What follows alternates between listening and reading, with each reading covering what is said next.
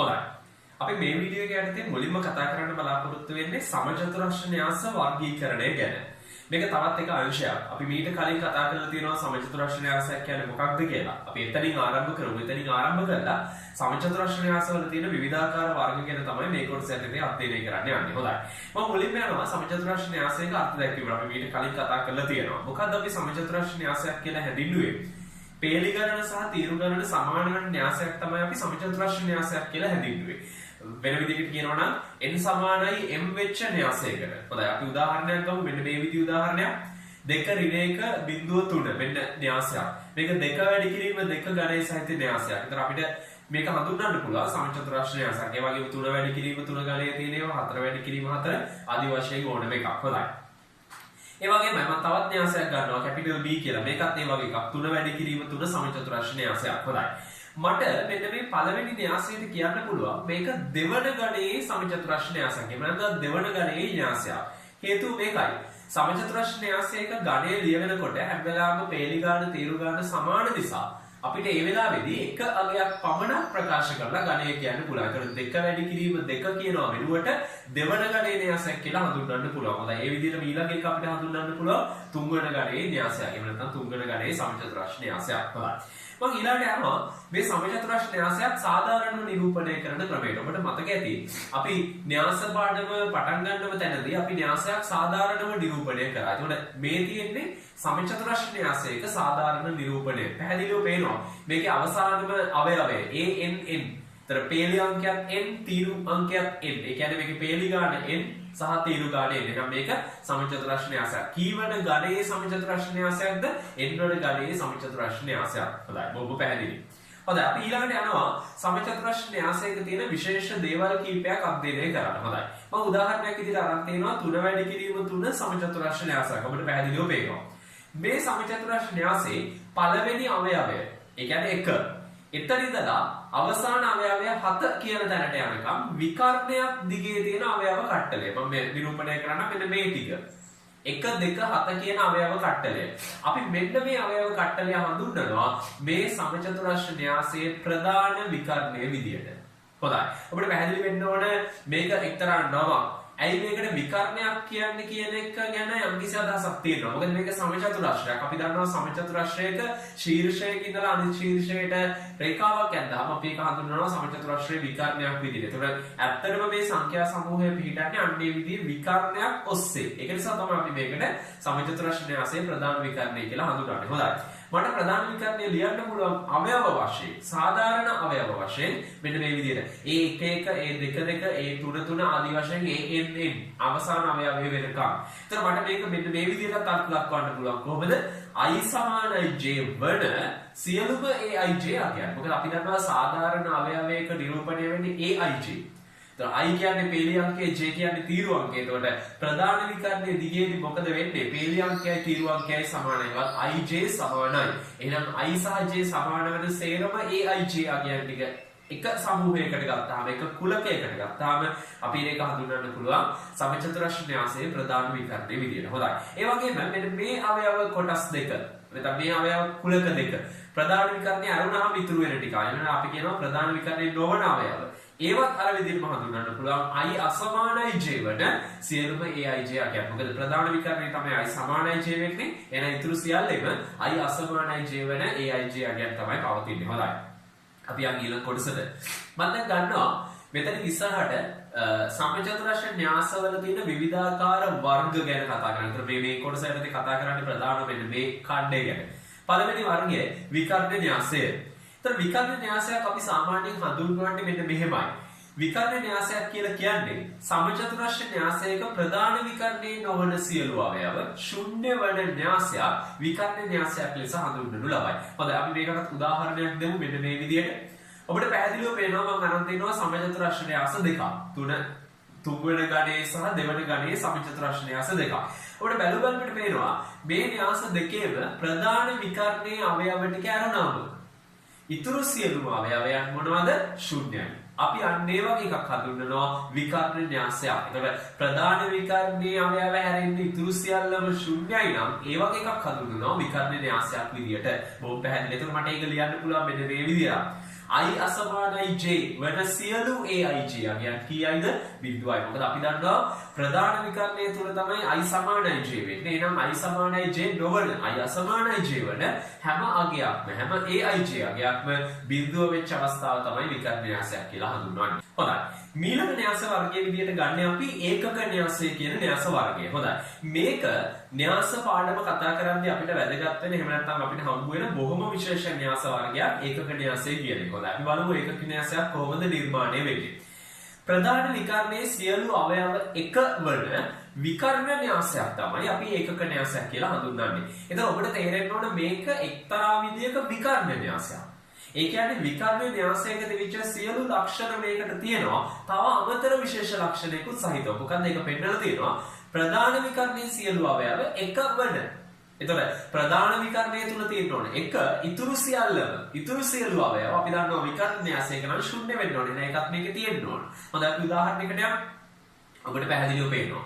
සමචතුරාර්ය න්‍යාස දෙකක් 3 වැඩි කිරීම සහ 3 වැඩි කිරීම 3 සහ 2 වැඩි කිරීම 2. ගණය 3 සහ 2 වැඩි. එතකොට පැහැදිලිව පේන්න ඕනේ මේකේ ප්‍රධාන විකර්ණය තුල තියෙන එක ප්‍රධාන විකර්ණය අරනහම ඉතුරු සියලු අවයව ශූන්‍යයි. මෙන්න මේක අපි හඳුන්වනවා ඒකක න්‍යාසයක් කියලා. න්‍යාස පාඩම අධ්‍යයනය කරද්දී අපිට හම්බ වෙන බොහොම විශේෂ න්‍යාසයක්. මේක ඇත්තටම ලොකු විශේෂත්ව තියෙනවා, භාවිත තියෙනවා. හොඳ බලමු විතර ඉස්සරහට මෙන්න විකර්ණ න්‍යාසය. අපිට මේක පුළුවන් සාධාරණව මෙන්න මේ විදිහට නිරූපණය කරන්න. මෙතන ඇත්තටම තියෙන්නේ විකර්ණ න්‍යාසයේ විකර්ණය ඔස්සේ එක පිහිටන ආකාරය. මෙන්න සාධාරණ ආකාරය නිරූපණය කරනවා නම් aij එහෙම නැත්නම් අපි කියනවා සාධාරණ අවයවය හරියටම එක වෙනවා i සමානයි j විට. අපි දන්නවා i සමානයි j කියන්නේ ප්‍රධාන විකර්ණය. ඒ වෙලාවේදී එකයි. එහෙම නොවන හැම වෙලාවකදීම බිඳුවයි. එහෙනම් අපිට සාධාරණව ඒකක න්‍යාසය මෙන්න මේ ආකාරයට නිරූපණය කරන්න පුළුවන්. හොඳයි. මම යනවා ඒකක න්‍යාසයේ සංකේතය ගැන යම් අදහසක් ඔබට ප්‍රකාශ කරන්න. මම ගන්නවා අර න්‍යාස දෙකම 3 වැඩි කිරීම 3 සහ 2 වැඩි කිරීම 2 ඒකක න්‍යාස දෙකම. හොඳයි. සාමාන්‍යයෙන් අපි කිව්වා මුලදිම න්‍යාසයක් අර්ථ දක්වනකොට සමචතුරාර්ය න්‍යාසයකදී ඉංග්‍රීසි කැපිටල් අක්ෂරයක් තමයි ඒකේ සංකේතයේ විදිහට පාවිච්චි කරන්නේ. එතකොට පොදින් තේරුම් ගන්න අපි ඒකක න්‍යාසයක් අර්ථ දක්වද්දී බොහොම විශේෂ ඉංග්‍රීසි කැපිටල් අක්ෂරයක් පාවිච්චි කරනවා මේ සඳහා. ඒ තමයි කැපිටල් I කියන අක්ෂරය. එතකොට අපි සාමාන්‍යයෙන් කැපිටල් I ගෙන් තමයි ඒකක න්‍යාසය සංකේතවත් කරන්නේ. දැන් කෙනෙක්ට එතකොට ප්‍රශ්නයක් එන්න පුළුවන්. 3 වැඩි කිරීම 3 ගණයේ තියෙන එකත් I, 2 වැඩි කිරීම 2 තියෙන එකත් I. ඔව් ඇත්තට මේ දෙකටම දාන්නේ I. ඒකක න්‍යාසය නම් I තමයි. නමුත් මේ දෙක වර්ගීකරණය මේ දෙක වෙනස් කරගන්නේ. ඔව් ඒකට අපි පොඩ්ඩක් මේ සංකේතය වෙනස් කරනවා. I ගේ දකුණු පැත්තේ යට කෙළවරින් අපි ඊට අදාළම න්‍යාසයට අදාළ ගණය මෙන්න මේ ආකාරයෙන් ලියනවා. I 3. එහෙනම් ඊළඟ එක අනිවාර්යයෙන්ම I 2 වෙන්න ඕනේ. ඒතර I 2 තමයි 1.1 කියන න්‍යාසය. හොඳයි. මම තව විශේෂ වැඩක් මේකෙදි පෙන්නන්න කැමතියි. මේ ඒකක න්‍යාසය පාවිච්චි කරලා කරන්න පුළුවන් වැඩක්. මම දැන් ඒකක න්‍යාසය තවත් යම්කිසි න්‍යාසයක් සමග ගුණ කිරීමක් සලකනවා. මෙන්න මේ විදිහට. හිතන්න මේකේ I කියන්නේ 3 වැඩි කිරීම 3 ඒකක න්‍යාසය. කැපිටල් A කියලා කියන්නේ ওই 2 3 1 4 ආදී වශයෙන් තියෙන න්‍යාසය. ඒක ඇත්තටම 3 වැඩි කිරීම 2 න්‍යාසයක්. හොඳයි. හිතන්න මට මෙන්න මේ න්‍යාසය ඒකක න්‍යාසය මෙන්න මේ ගුණ කිරීම කරන්න අවශ්‍යයි කියලා. මම මේ බොහොම විශේෂ දෙයක් පෙන්නන්නේ ඒකක න්‍යාස විසින් තෘප්ත වන. හොඳයි. අපි වඩා ගමු මේ ගුණ කිරීම. දැන් ওই ගුණ කිරීම කරන විදිය ඔබ දන්නවා. ඒ නිසා පොඩි වෙලාවක් අරන් වීඩියෝ එක නවත්තලා කරලා බලන්න මේ ගුණ කිරීම තමයි කොහොමද කරන්න කියලා. හොඳයි. මම පෙන්නන්නම් ගුණ කිරීම වෙන විදිය. මෙන්න අවසාන ප්‍රතිඵලය. ගුණ කිරීම සිද්ධ වෙච්ච හැටි අපි දන්නවා පේලියක් තීරුවක් වශයෙන් අරගෙන වෙන වෙනම ගුණ කරලා ස්ථානගත කරලා ගන්න ඕනේ. මම මේක සුළු කරනවා. ඔබට පැහැදිලිව වෙලේ මේක සුළු වුණාට පස්සේ ලැබෙන්නේ මෙන්න මේ න්‍යාසය. ඒ කියන්නේ ආරම්භක න්‍යාසයමයි. ඔව්. හොඳින් මතක තියාගන්න ඒකක න්‍යාසය කියන්නේ න්‍යාස පද්ධතියේ තියෙන බොහොම විශේෂ න්‍යාසයක්. මොකක්ද යාගේ තියෙන විශේෂත්වය? එයා මොන න්‍යාසයත් එක්ක ගුණ කරත් ලැබෙන්නේ ආරම්භක න්‍යාසයමයි. අන්න ඒක තමයි මේකේ තියෙන විශේෂ දේ. මම ඔබට තවත් විශේෂ දෙයක් මෙතෙන්දි පැහැදිලි කරන්නම්. අපි දන්නවා සාමාන්‍ය සංඛ්‍යා පද්ධතිය තුල අපි ගණිත සංඛ්‍යා හෝ තාත්වික සංඛ්‍යා ආදී වශයෙන් ඕනම සංඛ්‍යා පද්ධතියක් ගන්න. ඒ සංඛ්‍යා පද්ධතියේ යම් සංඛ්‍යාවක් තව කෙනෙක්ගෙන් වැඩි කරාම එම සංඛ්‍යාවම ලැබෙනවා නම් ඒ වැඩි කරපු කෙනා කීය වෙන්න ඕනද? මම මෙහෙමයි ප්‍රශ්නය අහන්නම්. හිතන්න 3 කියන සංඛ්‍යාව තියෙනවා. 3 කීයෙන් වැඩි කරොත්ද 3 කියන ඉලක්කමම ලැබෙන්නේ? අපි දන්නවා ඒ තමයි 1. 3 වතාවක් 1 තමයි 3ම ලැබෙන්නේ. බොහොම සරලයි. එහෙනම් සංඛ්‍යා පද්ධතියේ මේ වැඩේම සිද්ධ කරන ඉලක්කම වෙන්නේ 1. එතකොට න්‍යාස පද්ධතියේ වැඩේ කරන න්‍යාසය වෙන්නේ මොකද්ද? ඒකක න්‍යාසය. ඇත්තටම සංඛ්‍යා පද්ධතියයි න්‍යාස පද්ධතියයි එක විදියට හැසිරෙන්න පටන් ගන්න තැන.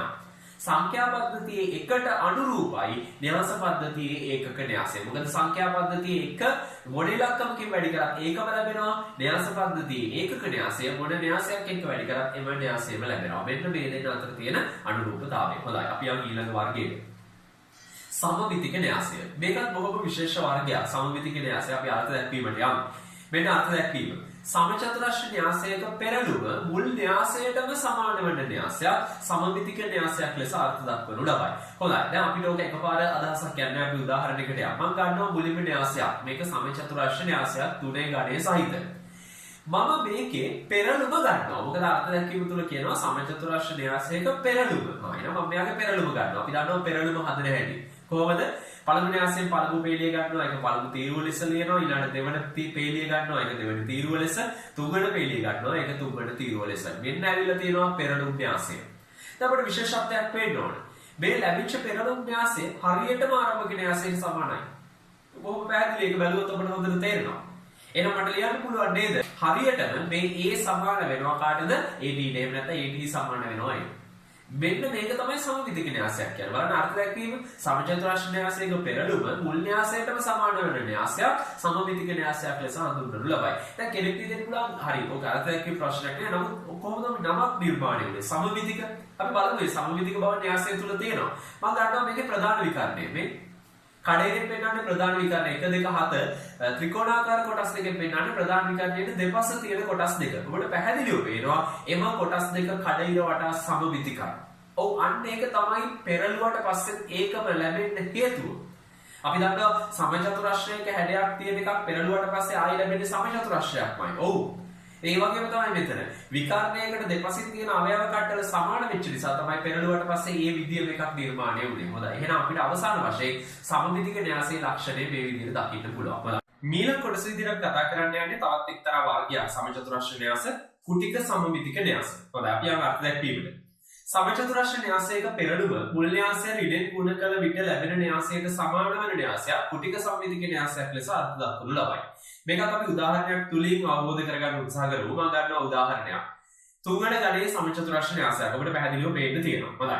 මම ඊළඟට මේකේ පෙරළුම ගන්නවා. මොකද මේ අර්ථ දැක්වීම තුල පෙරළුම සම්බන්ධ දෙයක් කියනවා. ඒ නිසා මම මේකේ පෙරළුම ගන්නවා. AD. අපි දන්නවා පෙරළුම හදන විදිහ. හැම පේලියක්ම තීරුවක් ලෙස පිළිවෙලින් ලිව්වහම අපිට පුළුවන් මෙයාගේ පෙරළුම් න්‍යාසය හදාගන්න. හොඳයි. මෙන්න පෙරළුම් න්‍යාසය. නමුත් ඔබට පැහැදිලිව පේනවා පෙරළුම ආරම්භක න්‍යාසයට සමාන නැහැ. ඔව්. ඒ සමමිතික න්‍යාස වර්ගයේ. දැන් මෙතන වෙනස්කමක් තියෙන්නේ. කුටික සමමිතික. අපි බලමු කොහොමද හැදෙන්නේ කියලා. මම ඊළඟට කරන්නේ මේ ආරම්භක න්‍යාසය ඍණෙන් ගුණ කරපු න්‍යාසයක් මෙන්න මේ විදිහට ගන්නවා. අපිට පැහැදිලිව පේනවා ඍණෙන් ගුණ කරනවා කියන්නේ ඍණ එකෙන් අදිශයකින් ගුණ කිරීම. අපි දන්නවා අදිශයකින් ගුණ කරද්දී වෙන්නේ හැම අවයවයක්ම එකිනෙක වශයෙන් ගුණ වෙන එක. ඒතර මේ හැම අවයවයක්ම ඍණෙන් ගුණ වෙලා තියෙන්නේ. ඔබට පැහැදිලිව පේනවා. දැන් ඔබ බලන්න මේ ආපු න්‍යාසයයි අර පෙරළුමයි හරියටම සමානයි. නම් මට කියන්න පුළුවන් AD සමානයි ඍණ A. AD සමානයි A නෙවෙයි AD සමානයි ඍණ A. අන්න ඒ වගේ න්‍යාසයක් අපි හඳුන්වනවා කුටික සමමිතික න්‍යාසයක්. බොහොම පැහැදිලි. දැන් කෙනෙක් අහනවා ඒක කොහොමද සිද්ධ වුනේ? අපි බලමු කලින් වගේම. ඔබට පේනවා ප්‍රධාන විකරණයේ ඇරුණාම තියෙන අවයව කට්ටල දෙක ආරම්භක න්‍යාසයේ සමාන නැහැ. ඒ දෙකේ සමානතාව මෙවුවට තියෙන්නේ හරියටම එකාගේක ලකුණෙන් වෙනස් වෙච්ච අගේ තමයි අනිත් පැත්තේ තියෙන්නේ. 3 නම් ඍණ 3, 1 නම් ඍණ 1, ඍණ 6 නම් 6. අර බලන්න. ඒක නිසා තමයි පෙරළුවට පස්සේ අගේ අසමාන වෙලා නැවත ඍණෙන් ගුණ කරාම සමාන වෙන්නේ. අන්න ඒක තමයි මෙයාගේ තියෙන විශේෂත්වය. හොඳයි. ඒ වගේමයි ඔබට පැහැදිලිව පේනවා තවත් දෙයක් ප්‍රධාන විකර්ණයේ ශූන්‍යයි. ප්‍රධාන විකර්ණය තුල ශූන්‍යයට අමතරව වෙන ඉලක්කම් තියෙන්න බෑ. ඒක යම් කිසි කෙනෙක්ට ගැඹුරින් හිතන්න පුළුවන් නම් මෙතෙන් හිතලා බලන්න ප්‍රධාන විකර්ණය අනිවාර්යෙන් ශූන්‍ය වේ යුතුමයි. ඔබට ඒක තව විදිහකට තේරුම් ගන්න පුළුවන්. ප්‍රධාන විකර්ණය අපි හිතමු ශූන්‍ය නොවන අවයවයක් තියෙනවා කියලා. අපි හිතමු 5 කියන ඉලක්කම තියෙනවා කියලා ප්‍රධාන විකර්ණය තුල. එයා පෙරලද්දි හානියකටපත් වෙන්නේ නැහැ. නමුත් ඍණෙන් ගුණ කරද්දී ඒක ඍණ 5 වෙනවා. එතකොට මේ දෙන්නට සමාන වීමේ ගැටලුවක් ඇති වෙනවා. ඒ නිසා පුළුවන් කෙනෙක් මම පැහැදිලි කිරීම ගැඹුරින් කරන්න යන්නේ. හිතන්න පුළුවන් කෙනෙක් ටිකක් ගැඹුරට හිතලා බලන්න. අන්නේ අවස්ථාවේදී ඇයි මේ ප්‍රධාන විකර්ණයේ ශූන්‍ය විය යුතු? අනිවාර්යයෙන්ම කුටික සම්පිතික න්‍යාසයක ප්‍රධාන විකර්ණයේ ශූන්‍ය විය යුතුයි. හොඳයි. අපි යනවා ඊළඟ වර්ගයට. මේක තවත් වර්ගයක්. අපි මේක හඳුන්වනවා උඩ ත්‍රිකෝණික න්‍යාසය. බොහොම විශේෂ වර්ගයක්. හොඳයි. අපි අර්ථ දැක්වීමට යමු. සමචතුරස්‍ර න්‍යාසයක ප්‍රධාන විකර්ණයට පහළින් වන සියලු අවයව ශූන්‍ය නම් එවැනි න්‍යාසයක් උඩ ත්‍රිකෝණික න්‍යාසයක් ලෙස අර්ථ දක්වනු ලබයි. ඒකත් ටිකක් වෙනස් අර්ථ දැක්වීමක් තියෙනවා. උදාහරණයකින් තහවුරු කරගන්න බලමු. මම ගන්න උදාහරණයක්. තුන්වෙනි ගණයේ සමචතුරාර්ය න්‍යාසයක් ඔබට පැහැදිලිව පේනවා. පේනවා න්‍යාය විශේෂත්වය. මොකක්ද? ප්‍රධාන විකර්ණයට පහළින් වන සියලු අවයව ශූන්‍යයි. ප්‍රධාන විකර්ණය තමයි 1 2 7. එයාට පහළින් තියෙන සියලුම අවයව ශූන්‍යයි. මේ වගේ එකක් අපි හඳුන්වනවා උඩත් ත්‍රිකෝණික න්‍යාසයක්. දැන් කෙනෙක් අහනවා මේ වගේ නමක් හැදෙන්නේ කොහොමද කියලා. අපිට පැහැදිලිව පේනවා මේ ශූන්‍ය වෙච්ච අවයව ටික අරුණාම ඉතුරු වෙන අවයව ටික. පේනවාද? නිර්මාණය කරන්නේ උඩ දෙසට හැරිච්ච ත්‍රිකෝණයක්. අන්න ඒකයි මේකට උඩත් ත්‍රිකෝණික න්‍යාසයක් කියන්නේ. හොඳයි. මේකට සාධාරණව මෙන්න මෙහෙම කියන්න පුළුවන් කොහොමද? I විශාලයි J වෙන සියලුම AIJ අගයන් බිඳුවයි. දැන් AIJ බිඳුව උනා කොහෙද? ප්‍රධාන විකර්ණයට යටින්. අන්න ඒ ටික තමයි I විශාලයි J කියන්නේ. දැන් කෙනෙක් අහනවා කොහොමද? හරි බලමු. ওই 1 කියන ඉලක්කමට පල්ලෙහෙන් තියෙන බිඳුව සලකන්න. බලන්න. එයාගේ පේලි අංකය 2, තීරුව අංකය 1. පේලි අංකය I 2යි, තීරුව අංකය J 1යි. දෙක එකට වඩා විශාලයි. දැක්කද? I විශාලයි J වන AIJ අගයක් තමයි මේ බිඳුව. ඒක බිඳුව වෙලා තියෙනවා. රොමදී තේරුම් ගන්න ප්‍රධාන විකර්ණය කියන්නේ I සමානයි J වන AIJ අගයක්. ප්‍රධාන විකර්ණයට යට කියන්නේ I විශාලයි J වන AIJ අගයක්. අන්න ඒක තමයි දෙවි කියවෙන්නේ. හොඳයි.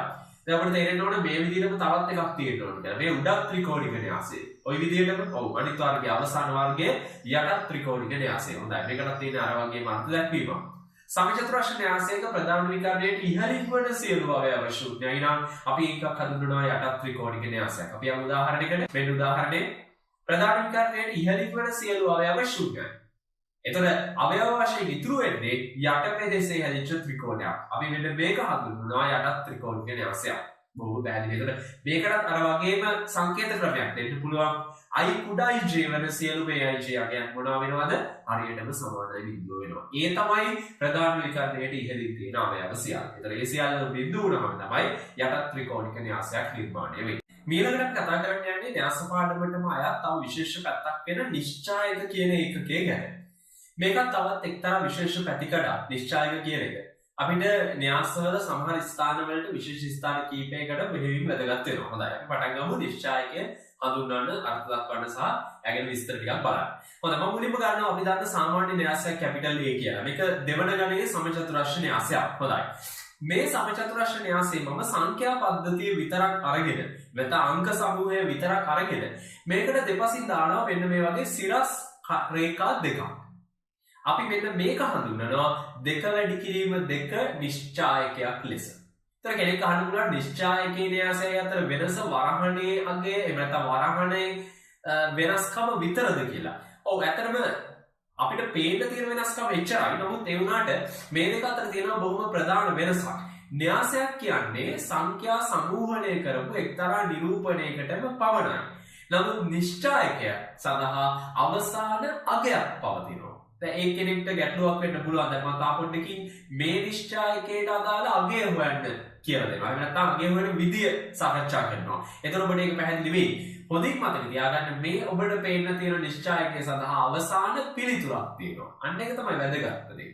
හොඳයි. අපි බලමු තාපොඩ්ඩකින් කොහොමද මේ පිළිතුර නිර්මාණය කරගන්නේ කියලා. කොහොම හරි මේකට අවසාන පිළිතුරක් එහෙම නැත්නම් අගයක් අපිට නිර්මාණය කරවන්න පුළුවන්. හොඳයි. අපි මුලින්ම බලමු මෙයාට සංකේත ක්‍රමයක්. මේක හැදුවේ කැපිටල් A කියන න්‍යාසයේ මගින් නිසා අපිට පුළුවන් කැපිටල් A කියන අකුර අරගෙන ඒකට දෙපසින් මෙන්න මේ වගේ ඉරි දෙකක් ගහලා මේකේ සංකේත විදිහට පාවිච්චි කරන්න. ඒතර කෙනෙක්ට එකපාරට ඔලුවට යන්න පුළුවන් මාපාංක ලකුණ. පොදින් මතක තියාගන්න මේ තියෙන මාපාංක ලකුණ නෙවෙයි. ඒ වගේම ස්වරූපයක් තිබුණාට මේකෙන් කවදාවත් අවසාන ධන උත්තරයක් ගන්නවා කියන අදහසක් ප්‍රකාශ වෙන්නේ නැහැ. මේක සංකේතයක්ම පමණයි. හොඳයි.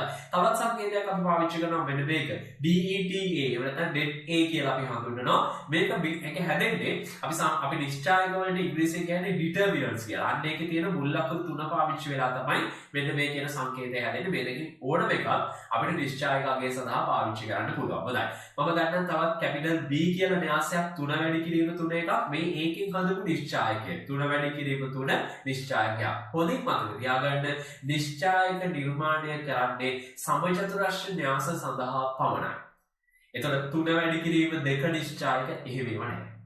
එතකොට හොඳින් මතක තියාගන්න සමචතුරාර්ය න්‍යාසවලම තවත් එක්තරා පැතිකඩයකට යන අවස්ථාවක් තමයි අපි මේ නිශ්චායක කියලා හඳුන්වන්නේ. හොඳයි. මම ඊළඟට ගන්නවා මෙන්න මෙහෙම කොටසක්. කැපිටල් A කියන නිශ්චායකයක් මේක සාධාරණ නිශ්චායකයක්. ඒ කියන්නේ මේක තුල තියෙන ABCD කියන අවයව හතරෙන් නිරූපණය කරලා තියෙනවා. එතකොට මේක දෙක වැඩි කිරීම දෙක නිශ්චායකයක්. හොඳයි.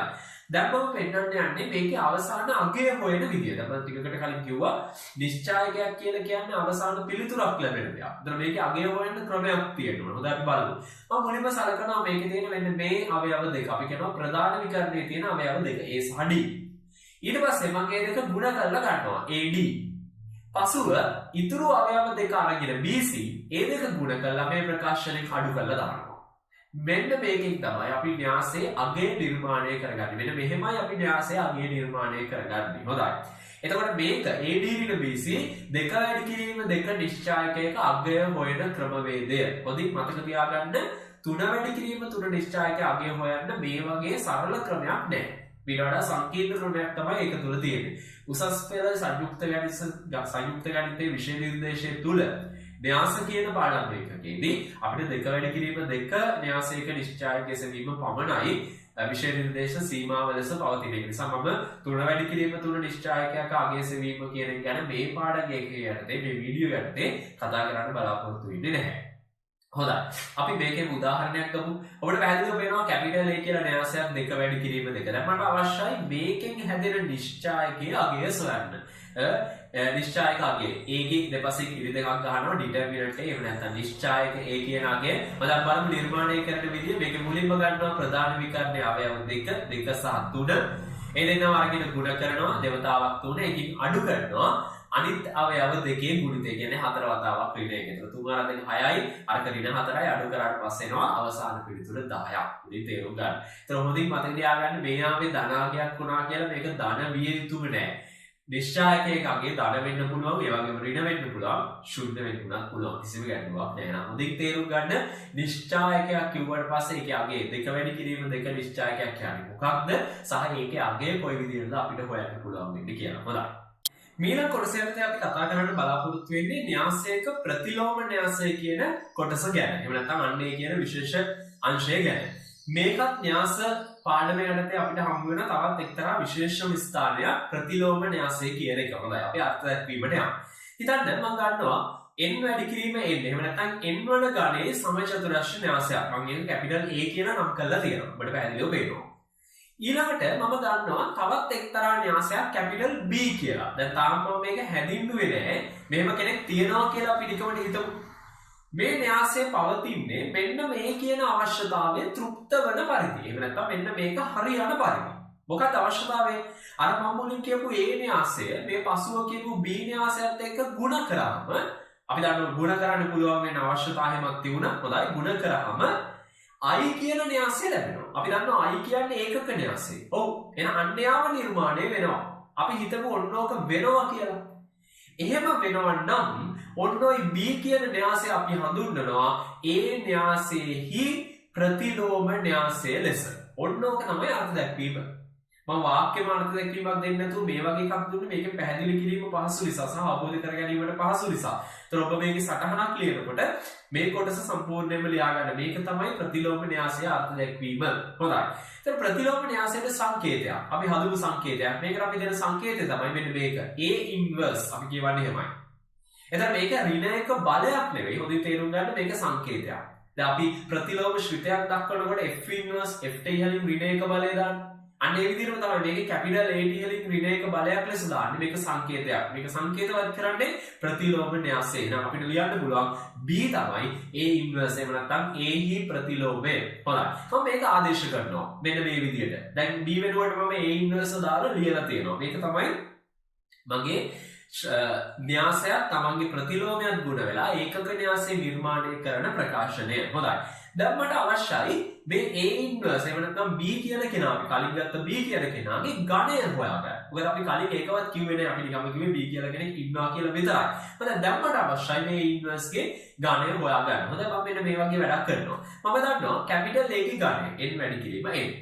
මම දන්නේ A inverse ගේ ගණය. එහෙනම් මම ගන්නවා P වැඩි කිරීම Q. P කියන්නේ මොනවා හරි අගයන් දෙකක්. දැන් මම A දෙක තමයි හොයන්න යන්නේ. මගේ අවශ්‍යතාවය ඒක. හොඳයි. අපි දන්න දෙයක් තමයි න්‍යාස දෙකක් ගුණ කරද්දී පළමු න්‍යාසයේ තීරු ගාන දෙවන න්‍යාසයේ පේලි ගානට සමාන වෙන්න ඕන. එහෙනම් අනිවාර්යෙන් මේකෙන් කියන්න පුළුවන් P සමාන වෙන්න ඕන n ට. එහෙම නැත්නම් මේ ගුණිතය කරන්න බෑ. හොඳයි ඊළඟට අපි දන්න දේ තමයි පළමු න්‍යාසයේ පේලි ගානක් දෙවන න්‍යාසයේ තීරු ගානක් සම්බන්ධ වෙලා තමයි අවසාන පිළිතුරේ ගණය නිර්මාණය කරන්නේ n වැඩි කිරීම q.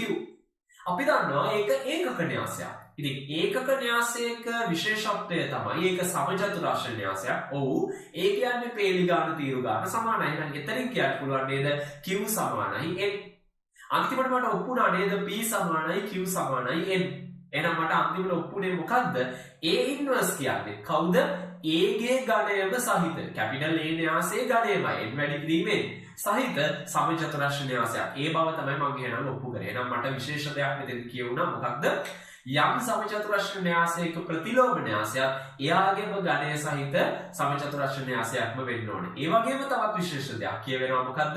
ඒ දෙන්න ගුණ කරාට පස්සේ ලැබෙන ඒකක න්‍යාසයක් එම ගණයේම ඒකක න්‍යාසය වෙන්න ඕන. බොහොම පැහැදිලි. හොඳයි. මම යනවා ඊළඟ කොටසට. දැන් මම ගන්නවා එක්තරා විශේෂ සම්බන්ධයක්. මොකද්ද? A වතාවක් A ඉන්වර්ස් I. ඒක හරි.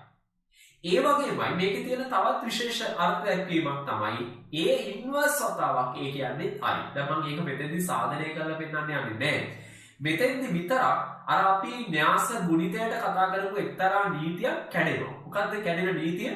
ඔබට මතකද න්‍යාස දෙකක් ගුණ කරනකොට පිළිවෙල වැදගත් වෙනවා කියන එක අපි ඔප්පු කරා. නැත්නම් පිළිවෙල වැදගත් වෙනවා කියන එක අපි කිව්වා නිර්ණායකයක් විදිහට.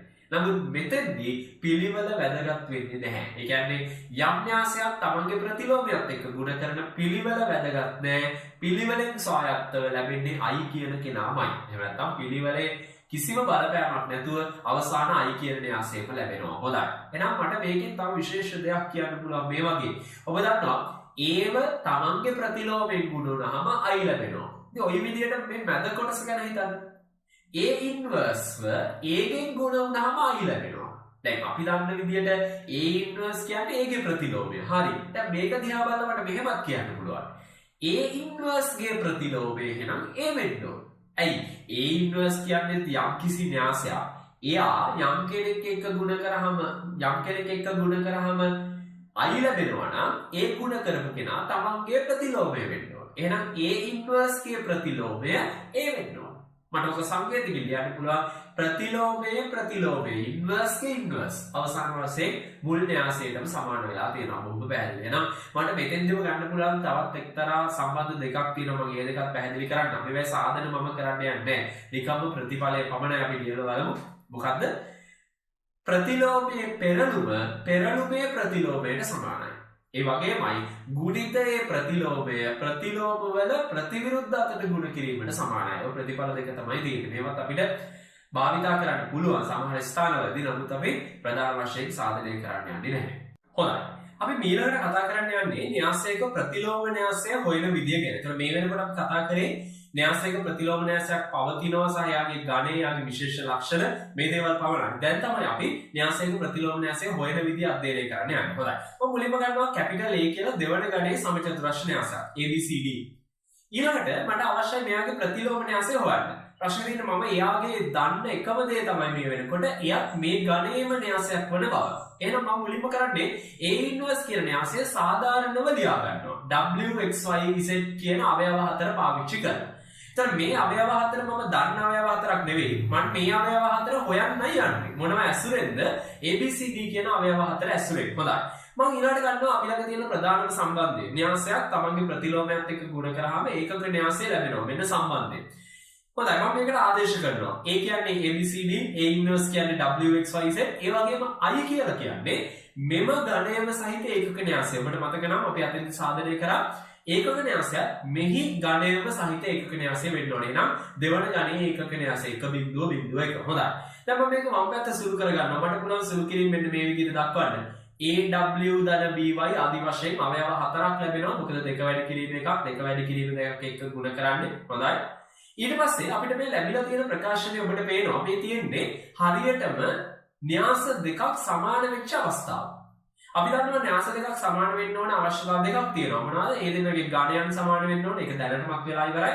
ඊළඟ දේ තමයි අවයව වශයෙන් මේක සමාන වෙන්න ඕනේ. එහෙනම් මට පුළුවන් න්‍යාස දෙකේම තියෙන අවයව හතර අනුරූප අනිත් අවයව හතරට මට සමාන කරලා සමීකරණ හතරක් නිර්මාණය කරගන්න. මෙන්න මේ ආකාරයට. හොඳයි.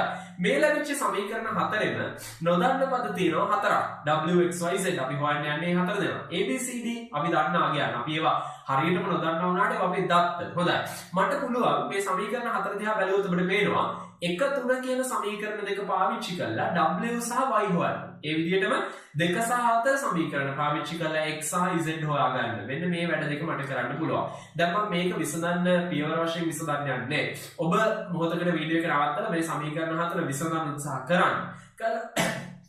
කරලා බලන්න අවසාන වශයෙන් මේ ලැබෙන පිළිතුරත් එක්ක සමාන වෙනවාද කියලා. හොඳයි. මම පිළිතුර පෙන්නන්නම් අවසාන අගයන් හතර. මෙන්න අවසාන අගයන් හතර W X Y සහ Z. ඔන්න ලැබෙන අගයන් A B C D ඇසුරෙන්. හොඳයි. මම දැන් මේක අපේ පළමු පද්ධතියට ආදේශ කරනවා. A ඉන්වර්ස් හොයන්න. හොඳයි. A ඉන්වර්ස් අපි ගත්තේ W X Y Z කියලා.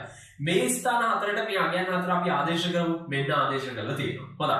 දැන් ඔබට පැහැදිලිව පේන්න ඕන මේ අවයව හතරෙම පොදු සාධකයක් තියෙනවා. එකයට A D ඍණ BC කියලා. හැමෝටම මේක තියෙනවනේ. එහෙනම් මට පුළුවන් නේද ඒක වරහණක් දාලා මෙන්න මේ විදිහට එළියට ගන්න. ඔව්. මොකද අපි දන්නවා අදිශයකින් ගුණ කිරීමේදී වෙන්නේ හැම අවයවයකම ගුණ වීම මේක පිටිපස්ස අතට ලියලා තියෙනවා. නැත්නම් රිවර්ස් එකට අපි කියනවා ප්‍රතිවිරුද්ධ අතට ලියලා තියෙනවා. හැම අවයවයකම තිබිච්ච සාධකය මම ඉවතට අරගෙන තියෙනවා. හොඳයි. ඔබට පැහැදිලිව පේනවා ඇති මේ කවුද AD ඍණ BC කියන්නේ ඔබට මතක නම් මේ තමයි A න්‍යාසයට අදාළ නිශ්චායක අගය. ඔබට මතකද නිශ්චායකය කියප එක අපි නිර්මාණය කරපු විදිය. ඔව් මේ ඇත්තටම ඉන්නේ අන්නේ කියන නිශ්චායකය. හොඳයි මට එහෙනම් ලියන්න පුළුවන් එකයට නිශ්චායක A නැත්නම් ඩිටර්මිනන්ට් A කියන කෙනයි ඊළඟට තියෙනවා එක්තරා න්‍යාසයක් D ඍණ B ඍණ C සහ A. ඔන්න අවසාන පද්ධතිය. හොඳයි. මම යනවා තවත් විශේෂ පැහැදිලි කිරීමකට. දැන් අපි බලනවා අර කලින් හදාගත්ත ප්‍රතිලෝම න්‍යාසය නිර්මාණය කරන්න කෙටි ක්‍රමයක්. හොඳයි අපි බලමු.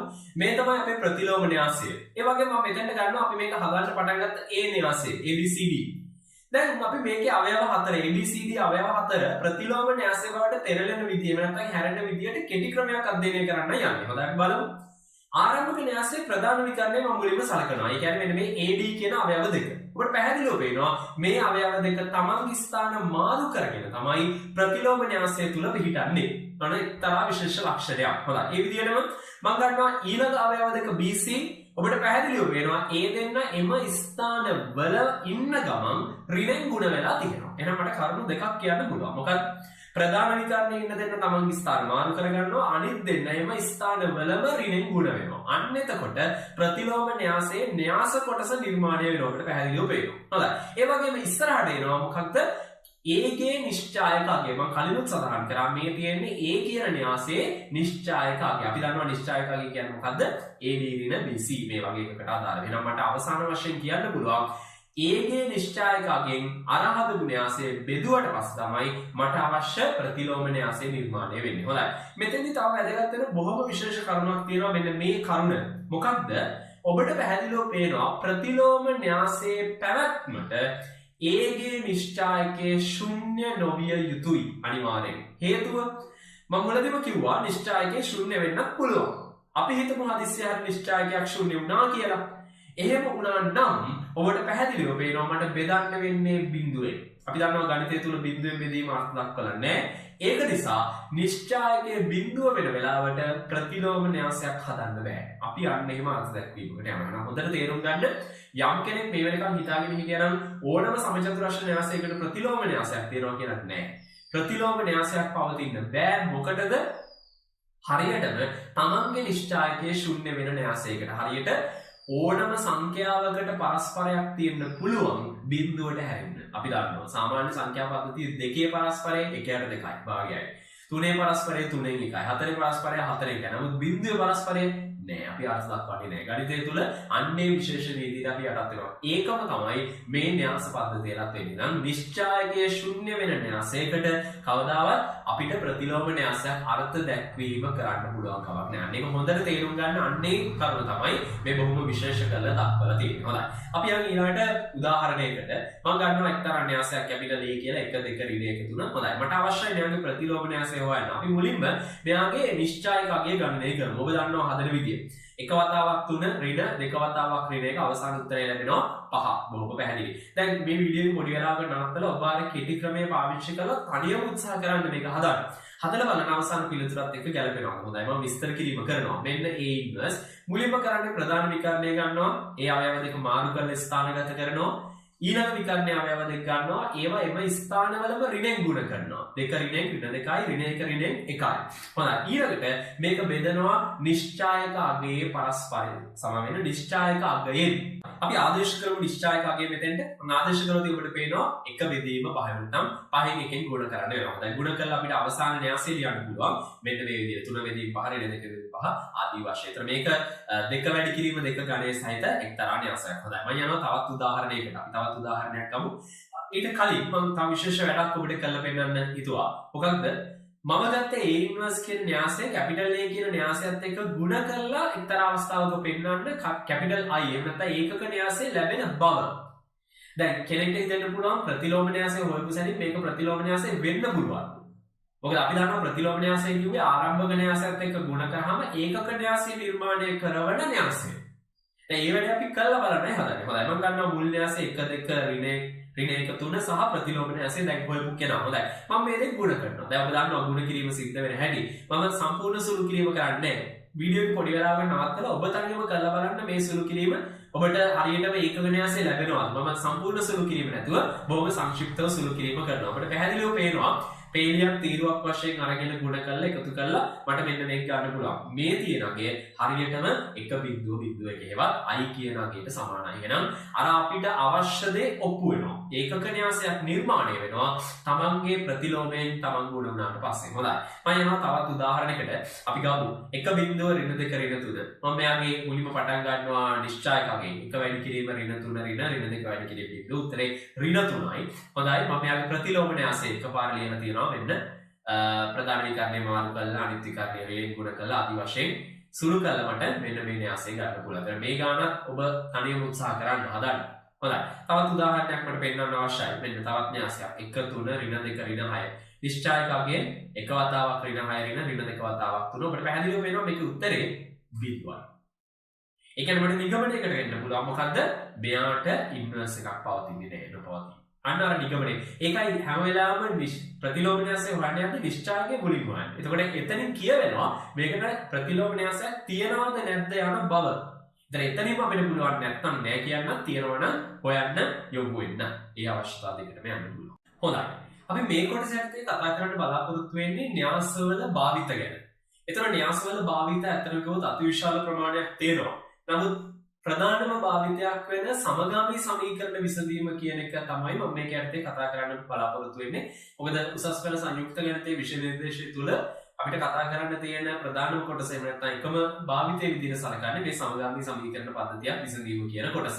ඒකෙත් බොහොම සරලම අවස්ථාවක් විතරයි අපි උදාහරණ වශයෙන් අරගෙන මෙතෙන්දී පැහැදිලි කරන්නේ. සිලබස් එකේ එහෙම නැත්නම් විෂය නිර්දේශයේ සීමාව දක්වා තියෙන ප්‍රමාණයක් වෙනකම් විතරයි. හොඳයි. පටන් ගමු අපි. මුලින්ම අර්ථ දක්වනවා මේකේ තියෙන ඒකජ සමීකරණ කියන දේ ගැන. ඇත්තටම අපි මෙතෙන්දී කතා කරන්නේ න්‍යාස භාවිතයෙන් ඒකජ සමගාමී සමීකරණ විසඳීමක් ගැන. එතන මොනවද මේ ඒකජ සමීකරණ කියලා කියන්නේ? හොඳයි. මෙහෙමයි අපි සාමාන්‍යයෙන් ඒකජ සමීකරණයක් අර්ථ දක්වන්නේ. සමීකරණයේ පවතින විචල්‍යවල උපරිම බලය එකක් වන පරිදි පවතින සමීකරණයක් අපි හඳුන්වනවා ඒකජ සමීකරණ. උදාහරණයක් මම දෙන්නම්. 2x 3y සමානයි 1. මේකේ විචල්‍ය වෙන්නේ x සහ y දෙන්නගෙම වැඩිම බලය ලෙස පවතින 1. මේක එතකොට ඒකජ සමීකරණයක්. ඔව්. නමුත් මෙන්න මේ සමීකරණය සලකන්න 2x වර්ග දාන 3y සමානයි 1. ඔබට පැහැදිලිව පේනවා මේකේ x ගේ වැඩිම බලය තියෙන්නේ 2, y ගේ වැඩිම බලය 1 වුණාට වැඩක් නැහැ. x ගේ වැඩිම බලය 2 වෙච්ච නිසා මේක ඒකජ සමීකරණයක් නෙවෙයි. හොඳයි. මම ඊළඟට ගන්නවා ඒකජ සමගාමී සමීකරණ. මෙන්න මේක. ඒකජ සමගාමී සමීකරණයක් කියලා කියන්නේ මම අර කලින් කතා කරපු සමීකරණ ඒකජ සමීකරණ කීපයක් සම්බන්ධ එක පද්ධතියක් තමයි අපි සමගාමී සමීකරණ පද්ධතියක් විදිහට හඳුන්වන්නේ. බොහොම සරලයි. සාමාන්‍ය පෙළ කාලේ ධර්ම ගොඩක් හුරුවේ තියෙන ඒකක මේ සමගාමී සමීකරණ කියන එක විසඳලා තියෙනවා ඕන තරම්. ඇත්තටම කිව්වොත් අපි දන්න සාමාන්‍ය සමගාමී සමීකරණ පද්ධතියක්මයි මම මෙතෙන්දී උදාහරණ වශයෙන් ගන්න යන්නේ. හොඳයි. අපි පටන් ගමු මේක කොහොමද කරන්නේ කියලා බලන්න.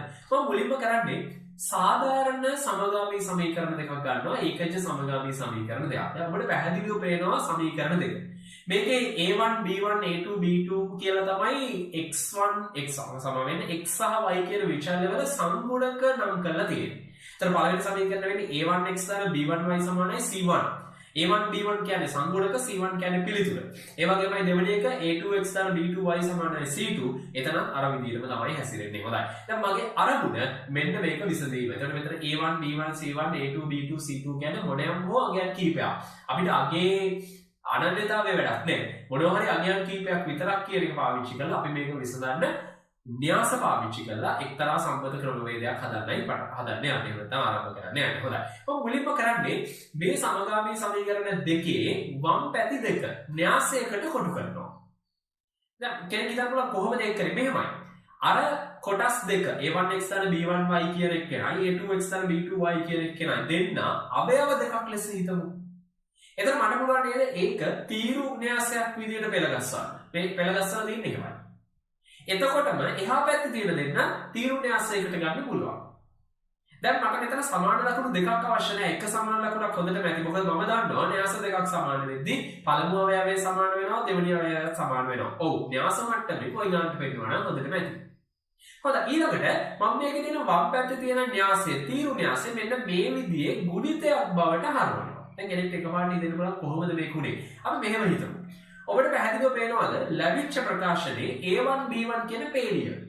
අපි දන්නවා න්‍යාස දෙකක් ගුණ වෙන්නේ මේ පේලිය xy කියන තීරුවෙන් ගුණ වෙලා එකතු වෙලා තමයි පළමු අවයවය හැදෙන්න ඕන. හරි අපි ගුණ කරමු a1 x කින් ගුණ වෙනවා b1 y කින් ගුණ වෙනවා. එතන a1 x ධන b1 y පස්සේ එකතු වෙනවා. ඒක පළමු අවයවය ලෙස ඉන්නවා. ඔය තියෙන්නේ ආරම්භක අවයවය ලෙස. ඔය විදිහටමයි දෙවෙනි අවයවය a2x ධන b2y එක දෙවෙනි අවයවය විදිහට යනවා. බොහොම පැහැදිලි.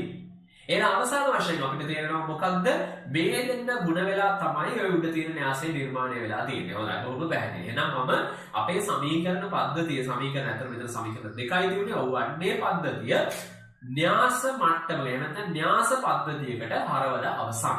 හොඳයි. මම දැන් ඊළඟට මේවට අංකණයක් කීපයක් දෙනවා. මම පළමු න්‍යාසය ගන්නවා කැපිටල් A, දෙවෙනි න්‍යාසය x, තුන්වෙනි න්‍යාසය c. අපි බලමු මේවේ අන්තර්ගතය මොනවද කියලා. කැපිටල් A තුල ඔබට පේනවා ඇති අන්තර්ගත වෙන්නේ a1 b1 a2 b2. හරියටම මොනවද?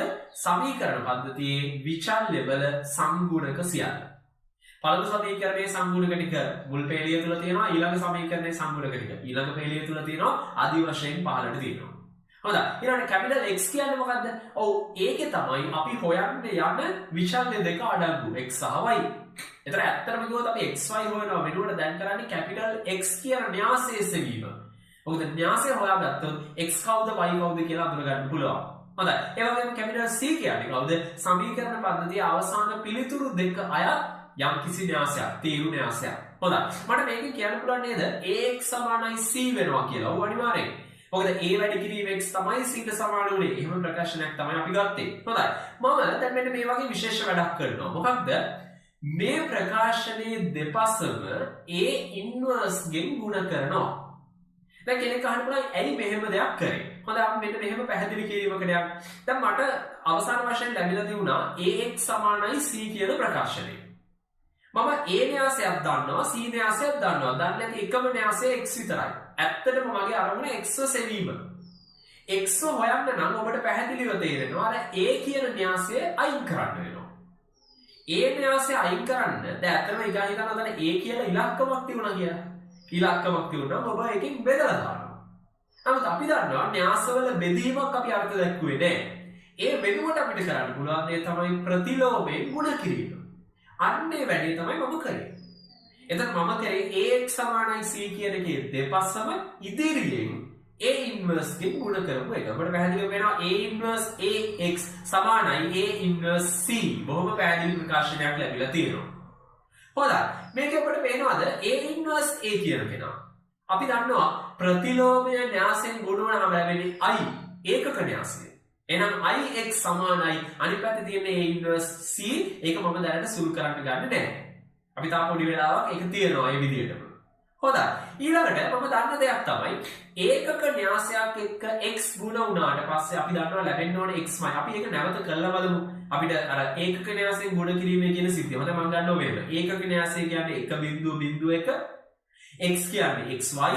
මට මේ දෙන්න ගුණ කරන්න ඕනේ මෙන්න මේ විදිහට තමයි ගුණ වෙන්නේ. අනිත් පැත්තේ කිසි වෙනසක් මම කරන්නේ නැහැ. a ඉන්වර්ස් c එක හැමම තියෙනවා. මෙතන සුළු වුණාට පස්සේ ඔබට පේනවා හරියට වෙන්නේ x සහ y. බොහොම සරලයි. ඒ කියන්නේ කවුද?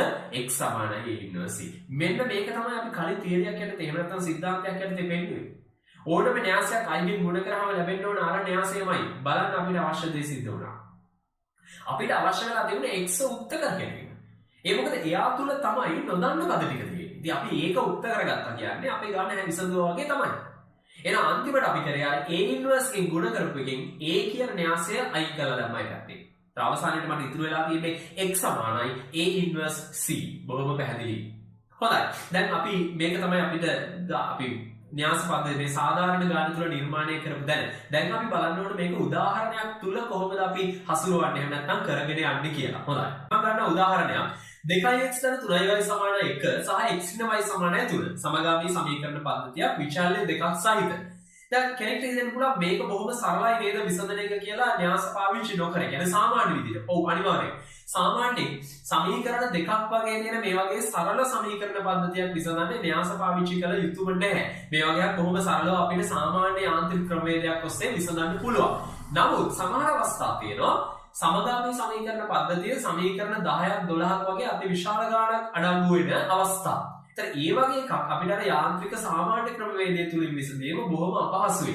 ඒක නිසා තමයි අපි මේ වගේ න්‍යාස වගේ ක්‍රමවේදයකට යන්නේ සමගාමී සමීකරණ පද්ධති විසඳීම සඳහා. හොඳයි. මම දැන් මේක ගන්නවා ඒ ක්‍රියාවලිය පැහැදිලි කිරීම සඳහා. හොඳයි. අපි යම් ගානට මම මුලින්ම කරන්නේ මේක හරවනවා න්‍යාස පද්ධතියකට. දැන් මම එකපාරේ වැඩේ කරලා තියෙනවා. දැන් ඔබට පැහැදිලි වෙන්න ඕනේ මේක කරපුවා මම විස්තර කරන්නම්. ඔබට මතකද අපි හදාගත්තා ax සමානයි c කියලා න්‍යාස ආකෘතියක්. එතකොට ඒ ආකෘතියේ පළවෙනි a කියන න්‍යාසයේ විදියට ඇත්තටම ආවේ මෙන්න මේ a කියන න්‍යාසයේ විදියට ආවේ හරියටම අරකේ තියෙන සංගුණක ටික. අපි බලමු සංගුණක පළමු සමීකරණය x ගේ සංගුණකය 2යි y ගේ සංගුණකය 3යි. දෙවන සමීකරණය x ගේ සංගුණකය 1යි y ගේ සංගුණකය ඍණ 1යි. ඔබට පේනවද මේ අංක හතර තමයි කැපිටල් a න්‍යාසය තුල අඩංගු වෙන්නේ. හොඳයි.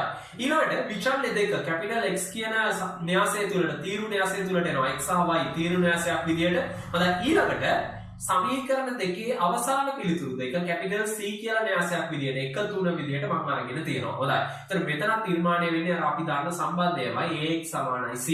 ඔබට මතක ඇති මේකෙන් a අයින් කරපු විදිය. ඔකේ x උක්ත කරන්න a අයින් කරපු ක්‍රමය දෙපස්සම වැඩි කරා කාගෙන්ද? a ඉන්වර්ස් එකෙන්. ඊට පස්සේ ලොකු සුළු කිරීමක් කරා. මම දැන් ඒක කරන්න යන්නේ මම එකපාරට හදපු ප්‍රතිඵලය ගන්නවා. x සමානයි a ඉන්වර්ස් c. බොහොම පැහැදිලි. හොඳයි. අපි පටන් ගමු මේකේ උත්තරේ හොයන්න. අපිට හොයාගන්න වෙනවා a ඉන්වර්ස්. ඔබට පැහැදිලිව පේනවා. ඒකේ පළවෙනි පියවර විදිහට මම ඒකේ නිශ්චායකය හොයනවා. හොඳයි කොහොමද නිශ්චායකය හොයන්නේ? අපි දන්නවා ප්‍රධාන විකර්ණයේ අවයව දෙක ගුණ කරනවා, එකකින් අඩු කරනවා, ඊළඟ විකර්ණයේ අවයව දෙක ගුණ කරනවා. උත්තරේ ලැබෙනවා බොහොම සරලව බැලුවොත් ඍණ 5. හොඳයි. අපි බලමු a ඉන්වර්ස් ලියන විදිය. අපි දන්නවා මුලින්ම 1 යට නිශ්චායකාගය ඊට පස්සේ කරන්න ඕන අර න්‍යාසයේ දිවිච්ච ප්‍රධාන විකර්ණය දෙන්න මාරු කරනවා, අනිත් විකර්ණයේ ඊටපු දෙන්නම ස්ථානවලම ඍණෙන් ගුණ කරනවා, නිශ්චායකයෙන් බෙදනවා. ඒවත් ඍණ 5න් බෙදනවා. 1යට ඍණ 5න් ගුණ කරනවා. හොඳයි. මට මේක සුළු කරලා ගන්න පුළුවන් වෙන්න උත්තරේ 1යට 5, 3 බෙදීම 5, 1 බෙදීම 5 සහ ඍණ 2 බෙදීම 5. හොඳයි.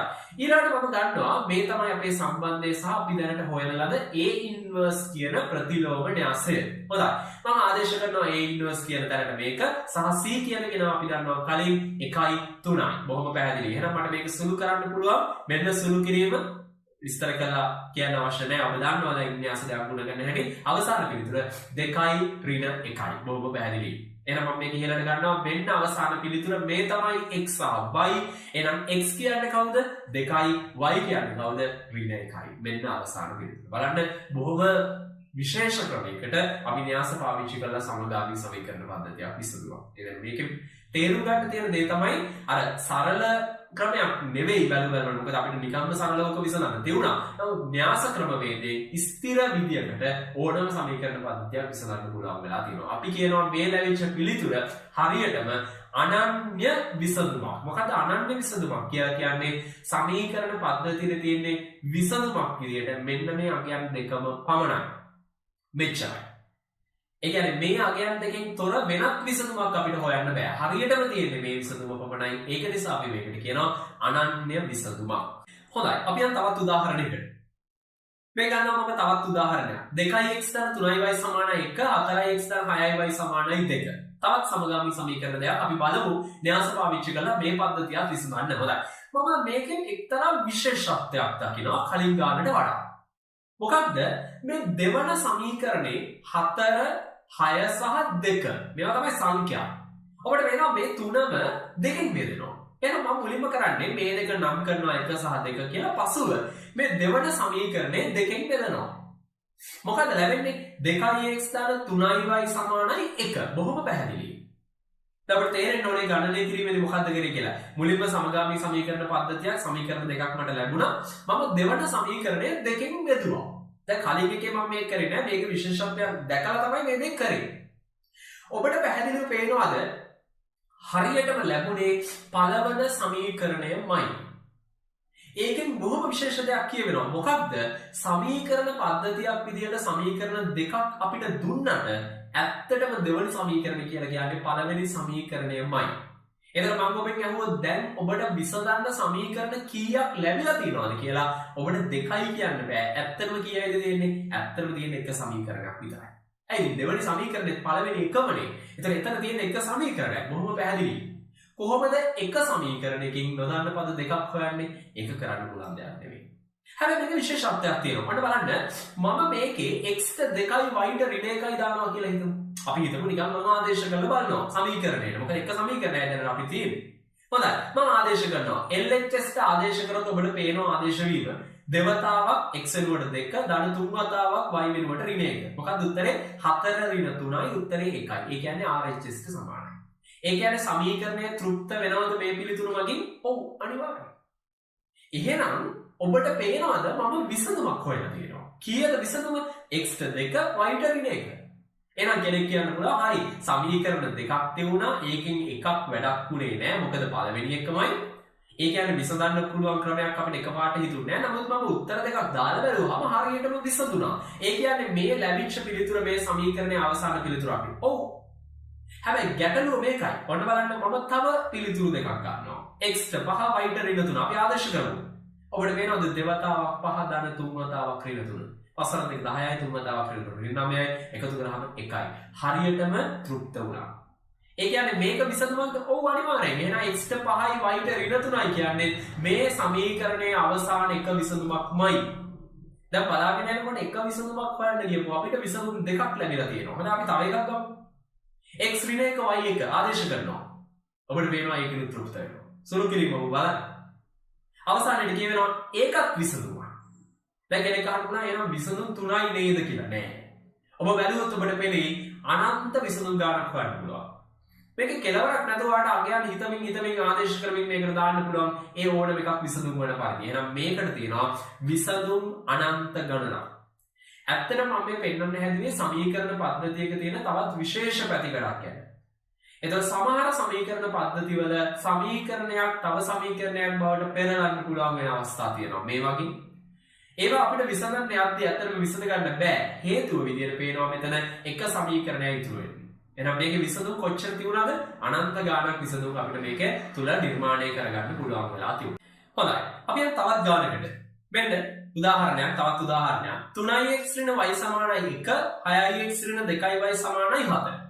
මේකත් තවත් විශේෂ ආකෘතියේ ගාන. හොඳයි.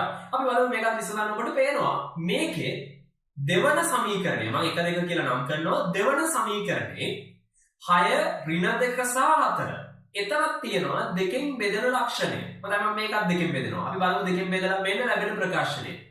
3x ඍණ y සමානයි 2. දැන් පොඩි ප්‍රශ්නයක් පැන නැගුණා කියලා ඔබට තේරෙන්න ඕන. පළමු සමීකරණය තමයි 3x ඍණ y සමානයි 1. දෙවන සමීකරණය තමයි 6x ඍණ 2y සමානයි 4. ඒක දෙකෙන් බෙදුවාම ආවේ 3x ඍණ y සමානයි 2. ඔබට පේනවද මෙන්න මේ සමීකරණ දෙක අතර යම්කිසි පරස්පර විරෝධී බවක්. පළවෙනි එකෙන් කියනවා 3x ඍණ y සමානයි 1. අන්තිම එකෙන් කියනවා 3x ඍණ y සමානයි 2. ඕක වෙන්න බෑනේ. ඇයි වෙන්න බැරි? කොහොමද x ටයි y ටයි දාන ඉලක්කම් දෙකක් පාවිච්චි කරලා 3x ඍණ y කියන එකේ උත්තරේ 1 වෙන ගමන් 2 වෙන්නේ? ඒ කියන්නේ පිළිතුර 1 වෙන්නත් ඕන පිළිතුර 2 වෙන්නත් ඕන. ඒක වෙන්න පුළුවන් දෙයක් නෙමෙයි. ඒ කියන්නේ මේ සමීකරණ පද්ධතියට කිසිම විසඳුමක් අපිට හොයන්න බෑ. බලන්න සමහර සමගාමී සමීකරණ පද්ධති තියෙනවා මෙන්න මේ විදිහේ ලක්ෂණ තියෙන. අපිට පැහැදිලිව තේරෙන්න ඕන මොකද්ද සිද්ධ වුනේ කියලා. මේ සමීකරණ පද්ධතියට කිසිම විසඳුමක් ඔබට හොයන්න බෑ. හේතුව තමයි දීපු සමීකරණ දෙක එකකට එකක් පරස්පර විරෝධී. හේතුව දෙවනි සමීකරණයක් පළවෙනි සමීකරණයේ බවට හරවන්න උත්සාහ කරද්දී ඔබට පේනවා ඒක තුල නිර්මාණය වුණේ පළවෙනි එක වෙන වෙලාවට සිද්ධ වෙන්න බැරි වෙනස්ම දෙයක්. ඒ කියන්නේ කවදාවත් මේ සමීකරණ දෙක එකපාර හරියන්නේ නැහැ. ඒ කියන්නේ මේකට විසඳුම් නෑ. එහෙනම් බොහොම පැහැදිලි. මේ තියෙන තවත් එක්තරා විශේෂ වර්ගයක් විසඳුම් නොපවතින. ඒතකොට අපි ගණන් වර්ග තුනක් බැලුවා. පළවෙනිම සමගාමී සමීකරණ පද්ධතියට අනන්‍ය විසඳුමක් තිබුණා. දෙවැනි එකට විසඳුම් අනන්ත ගණනක් තිබුණා. දැන් මේ තුන්වෙනි එක කිසිම විසඳුමක් පැවතුනේ නැහැ. එහෙනම් මේ තියෙන්නේ සමගාමී සමීකරණ පද්ධතියකට වෙන්න පුළුවන් දේවල් තුනක්. මම මේ අවස්ථා තුන ගත්තේ අන්නේ අවස්ථා තුනේ සිද්ධි එහෙම නැත්නම් වෙන විදි ඔබට පැහැදිලි කරන්න. හොඳයි. මම ගන්නවා තවත් විශේෂ දෙයක්. අවසානයේටම හදපු ගණන් දෙක මම සාරාංශ කරලා ගන්නවා මෙහෙම. මේ තියෙන්නේ 2x තරම් 3y සමාන 1 4x තරම් 6y සමාන 2. ඔකට තමයි විසඳුම් අනන්ත ගණනක් තියුනේ. දැන් හැදුවේ 3x y සමාන 1 6x 2y සමාන 4. ඔකට තමයි කිසිම විසඳුමක් පැවතුනේ නැත්තේ. හොඳයි. මම මේ දෙකේම කැපිටල් A න්‍යාසය ගන්නවා. දැන් හිතන්න මේ ගණන් දෙකත් අපි අර න්‍යාස ක්‍රමවේදයෙන් හදන්න ගියා කියලා. එහෙම හදන්න ගියා නම් ax සමානයි c කියලා ප්‍රකාශනයක් අපි හදනවනේ. ඒකේ කැපිටල් A කියලා අපි කිව්වේ කවුද? සංගුණ කටික පාවිච්චි වෙලා හැදෙන න්‍යාසය. එහෙනම් මම මේ පළවෙනි එකටත් ඒක හදනවා දෙවෙනි එකටත් හදනවා. අපි බලමු පළවෙනි එක 2 3 4 6 හරියටම හරි සංගුණ කටික. ඊළඟ එකේ 3 ඍණ 1 6 ඍණ 2 හරියටම හරි සංගුණ කටික. දැන් මම මේ දෙකටම අදාළව නිශ්චායක හොයනවා. අපි පළවෙනි එකේ නිශ්චායකය හොයමු. අපි තනියම ගණනය කරමු. ප්‍රධාන විකරණය දෙන්න ගුණ කරන්න දෙවතාවක් 6 12යි. ඊළඟ දෙන්න ගුණ කරන්න හතරවතාවක් 3 12යි. ඒ දෙන්න අඩු කරන්න බිඳුවයි. හරියටම නිශ්චායකයේ බිඳුවයි. ඔබට බැලුවොත් පේනවා අනිත් එක තේරෙන්නේ. තුන් වතාවක් ඍණ 2 ඍණ 6යි අඩු කරන්න 6 වතාවක් ඍණ 1 ඍණ 6ක් බිඳුවයි. ඔබට මතකද නිශ්චායකයේ බිඳුව වුණාම න්‍යාසයකට කුමක් පැවතුනේ නැද්ද? ප්‍රතිලෝමය පැවතුන්නේ. හරියට හරි. ප්‍රතිලෝමය පැවතුන්නේ නැහැ කියන එකෙන් මතකයිද? ඔබට මේක තහවුරු වෙන්න ඕන. අපේ අර න්‍යාස ක්‍රමවේදය තුල අපිට ප්‍රතිලෝමය අවශ්‍ය වුණා. කැපිටල් X න්‍යාසය හොයන්න ප්‍රතිලෝමයෙන් නේද දෙපසම අපි ගුණ කරේ. ඒ කියන්නේ ඒ ක්‍රමයට හොයාගෙන යන්න නම් ප්‍රතිලෝමය හොයන්න පුළුවන් වෙලා තියෙන්න ඕන. නමුත් අපිට පේනවාද මේ ගණන් දෙක තුල නිශ්චායකයේ බිඳුවයි ඒ කියන්නේ ප්‍රතිලෝමයක් නැහැ. ඒ කියන්නේ මේ ගණන් දෙක අර ක්‍රමයට හදන්න ඔබ උත්සාහ කරා නම් ඔබට කවදාවත් අවසාන පිළිතුරකට යන්න බෑ. ඒ බව විසඳුම් වලින්ම පේනවා. එකකට විසඳුම් නැහැ, අනිත් එකට විසඳුම් අනන්ත ගාණක් ලැබිලා තියෙනවා. හරියටම ප්‍රතිලෝමය පැවතිලා හදපු ගානට තියුනේ අනන්‍ය විසඳුමක් විතරයි. හරියටම එක උත්තර කට්ටලයක් විතරයි. මේ එකකට උත්තර කට්ටල අතිවිශාල ගානක් තියෙනවා, අනිත් එකට කිසිම උත්තර කට්ටලයක් පවතින්නේ නැහැ. ඔන්නෝක තමයි මේ සමගාමී සමීකරණවල ස්වභාවය. හොඳයි. දැන් අපි කතා කරන්න බලාපොරොත්තු වෙන්නේ මේ වෙනකන් අපි හදපු අර ගණන් තුන ප්‍රස්තාරිකව නිරූපණය කරන්නේ කොහොමද කියන එක පැහැදිලි කරන්න. ඉතින් මෙතෙන්දී කෙනෙක්ට මේ කරන්න යන දේ පාවිච්චි කළා අර සිද්ධ වෙච්ච කාරණා තුන එහෙම නැත්නම් අර විසඳුම් ආකාර තුන ගැන ටිකක් ගැඹුරින් හිතලා ඒක අවබෝධ කරගැනීමේ හැකියාව තියෙනවා. හොඳයි. මම යනවා පළවෙනිම එකට. මම මුලින්ම ගන්නවා අපේ පළවෙනි උදාහරණය අපි සාකච්ඡා කරමු. සමගාමී සමීකරණ පද්ධතිය 2x + 3y = 1 x ඍණ y = 3. මෙන්න මේ කොටස. හොඳයි. මට අවශ්‍යයි මේකේ විසඳුම ප්‍රස්තාරිකව නිරූපණය කරන්න. හොඳයි. ඔබට මතකයි මේකට තමයි අනන්‍ය විසඳුමක් පැවතුණු සමගාමී සමීකරණ පද්ධතිය උනේ. හොඳයි. මම මුලින්ම කරන්නේ මේකේ මේ සමීකරණ දෙකේම y උක්ත කරනවා. පළවෙනි එක y = 3 1 කරගෙන 2x බෙදීම 3. ඊළඟ එක y = x ඍණ 3. බොහොම පැහැදිලි. ඒතර ඔබට පේනවද මේ ප්‍රකාශන දෙක නිර්මාණය වෙලා තියෙන්නේ දැන් y = mx ධන c ආකාරයට x යම්කිසි නියතයකින් ගුණ වෙච්ච පදයක් සහ නියත පදයක් එකතු වෙලා තමයි y කියන ප්‍රකාශනය හැදිලා තියෙන්නේ. දෙකේ මේ විදියයි. අපි දන්නවා y = mx ධන c ආකාරයේ ශ්‍රිතයක ප්‍රස්ථාරය නිර්මාණය කරොත් ලැබෙන්නේ හරියටම සරල රේඛාවක්. හොඳයි. මම ගන්නවා ඛණ්ඩාංක තලය. මම මේකේ පළවෙනිම ප්‍රස්ථාරය නිරූපණය කරනවා. අපි බැලුවොත් y = 3 1 කරගෙන 2x බෙදීම 3. අන්තක්කණ්ඩය 3 1යි අනුක්‍රමණය ඍණ 2 බෙදීම 3. එහෙනම් අන්තක්කණ්ඩය 3 1 3 1 ලක්ෂයේදී y අක්ෂය කැපෙන්න ඕන.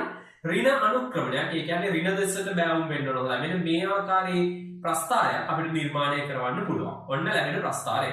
හොඳයි. ඔය විදිහට මම දෙවෙනි එකට යනවා. මෙන්න මේකේ ප්‍රස්ථාරය නිර්මාණය කරන්න y සමාන x ඍණ 3 අනුක්‍රමණ 1යි අන්තකඩේ ඍණ 3. එහෙනම් ඍණ 3 හරහා යන අනුක්‍රමණ 1ක් වෙච්ච රේඛාව. ඔබට පැහැදිලිව වෙනවා මෙන්න මේ රේඛාව. දැන් බොහොම විශේෂ දෙයක් පේන්න ඕන මේ රේඛා දෙක එක්තරා ලක්ෂයකදී කැපෙනවා. හරියට මෙන්න මෙතෙන්දී. අපි මොන ස්ථානද කියලා බැලුවොත් ඔබට පේනවා ඒ හරියටම x සමානයි 2ේදී y සමානයි ඍණ 1ේදී. එහෙනම් මෙන්න මේ අගයන් දෙකේදී තමයි මේ ප්‍රස්ථාර දෙක කැපුනේ. ඔව්. මේ ලැබුණු අගයන් දෙක තමයි අර සමීකරණ පද්ධතියේ විසඳුම. දැන් කෙනෙක් අහනවා කොහොමද එහෙම උනේ? මෙහෙමයි. සමීකරණ දෙක අපි හැරෙවුවානේ ශ්‍රිත දෙකක් බවට. පස්සේ අපි දෙන්නගේ ප්‍රස්ථාරයක්.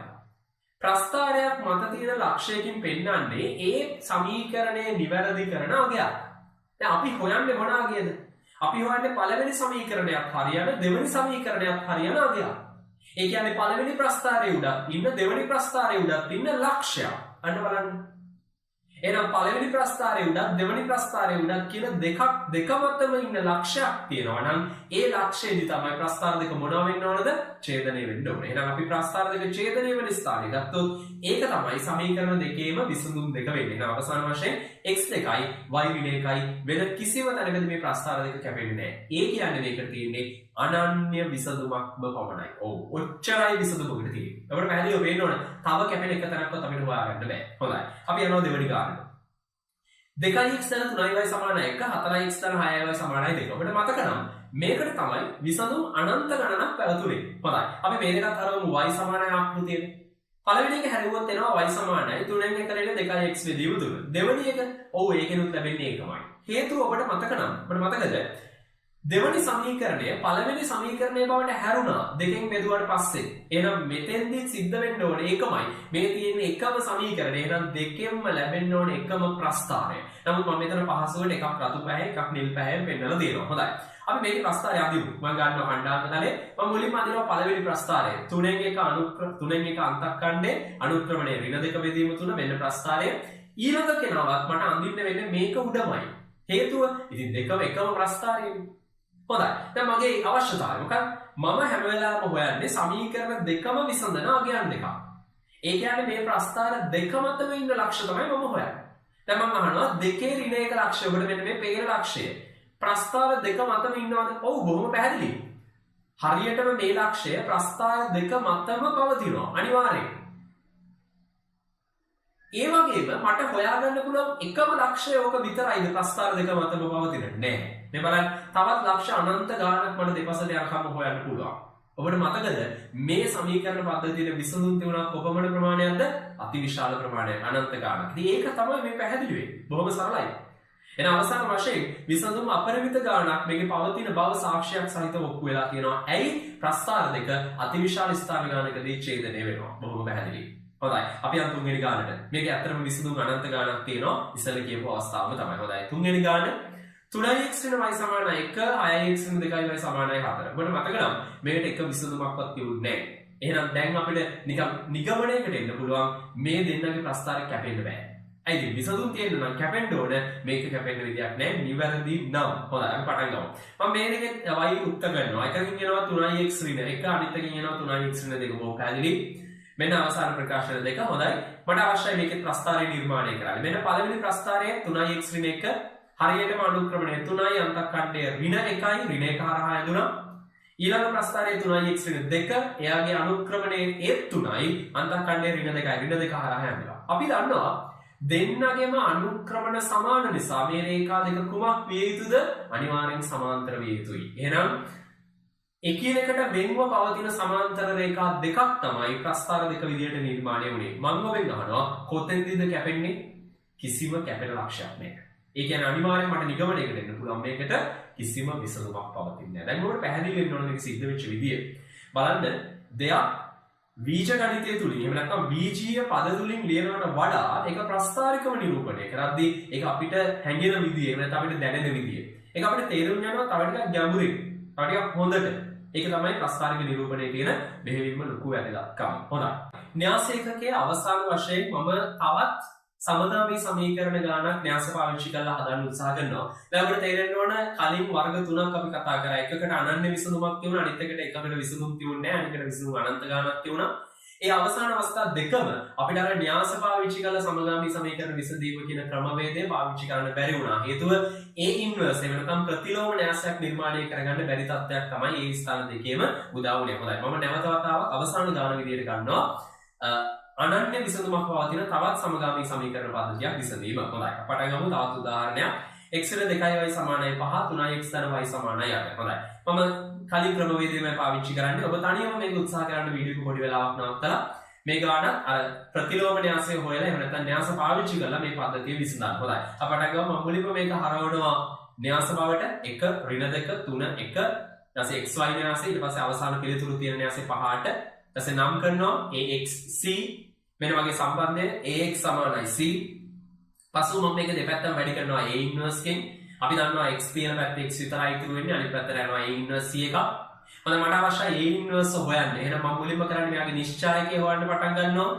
නිශ්චායකය ගන්නේ පළවෙනි ප්‍රධාන විකරණයේ අවයව දෙක එක වතාවක් එක ඍණ තුන් වතාවක් ඍණ දෙක එක වතාවක් එකයි තුන් වතාවක් ඍණ දෙක ඍණ 6යි එකකින් අඩු වෙනවා ඍණ 6ක් උත්තරේ 7යි. එහෙනම් මට a ඉන්වර්ස් ලියන්න පුළුවන් 1ට 7 ප්‍රධාන විකරණය දෙන්න මාරු වෙනවා. එතන අපිට වෙනසක් පේන්නේ නැහැ. මොකද එකේ ඉලක්කමයි මාරු වෙන්නේ. ඊළඟ විකරණයේ ඉන්න දෙන්න ඍණෙන් ඒ ස්ථානවලම ගුණ වෙනවා. බොහොම පැහැදිලි.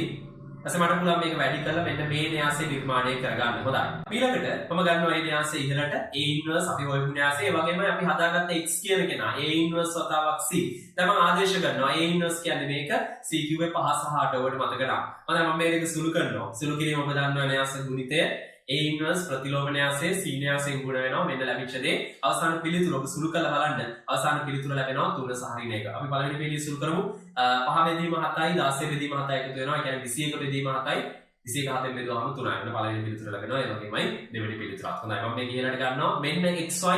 එහෙනම් මගේ අවසාන x අගය 3යි y අගය හරියටම ඍණ 1යි. බොහොම පැහැදිලි. හොඳයි එහෙනම් මෙතනින් න්‍යාස පාඩම අවසන් වෙනවා. මේ න්‍යාස පාඩම තුල අපි කතා කරා උසස් පෙළ සංයුක්ත ගණිත විෂය නිර්දේශයට අදාළ වෙන මූලික සිද්ධාන්ත සියල්ලම. ඒතර මේක හොඳින් අධ්‍යයනය කරන්න සමහර කොටස් ඔබට වැටහුනේ නැත්තම් කීප වතාවක් ඒක බලන්න. ඒ වගේමයි මේකේ අර අපි සිද්ධාන්ත පැහැදිලි කිරීම අතරතුර හදන ගණන් ටිකත් අනිවාර්යෙන් ඔබ නැවත වතාවක් නිර්මාණය කරන්න නැත්නම් හදන්න. එතකොට මේකේ හොඳ ස්ථානයකට ඕනම කෙනෙක්ට ළඟා වෙන්න පුළුවන් වෙයි.